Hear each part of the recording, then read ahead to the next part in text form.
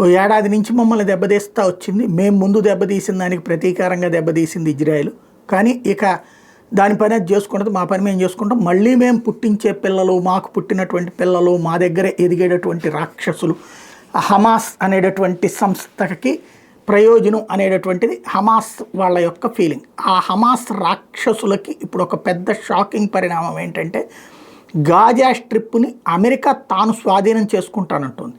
మొన్నటిదాకా ఇజ్రాయెల్ ఎట్టయితే యుద్ధం అప్పుడు మీరు దక్షిణానికి పోండి, మీరు తూర్పుకి పోండి, మీరు పడమరకు పోండి అని చెప్పి ఓ డెడ్ లైన్ ఇచ్చి కూల్చవతలు పడేసిందో, గాజా మొత్తాన్ని ఖాళీ చేసిందో, ఆ గాజాని మేము స్వాధీనం చేసుకుంటామని ట్రంప్ స్వయంగా ప్రకటించాడు. పైగా దాన్ని డెవలప్ చేసి అక్కడ చక్కటి భవనాలు అవన్నీ కట్టి అక్కడ మీకు భవిష్యత్తులో ఉపాధి కల్పిస్తానంటున్నాడు. అంతవరకు బాగానే ఉంది. అప్పటిదాకా వీళ్ళందరూ ఎక్కడికి వెళ్ళారంటే వాళ్ళు ఇష్టమని చెప్తున్నాడు.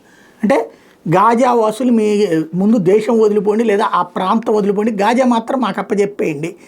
ఇది ట్రంప్ ఉద్దేశం. తద్వారా హమాస్ వాళ్ళకి గాజా లేకపోతే కనుక ఫుడ్డే లేదు. ఓ రకంగా చెప్పాలంటే పాలస్తీనా మొత్తం మీదన ఆదాయం సంపాదించుకునే ప్రాంతం గాజానే.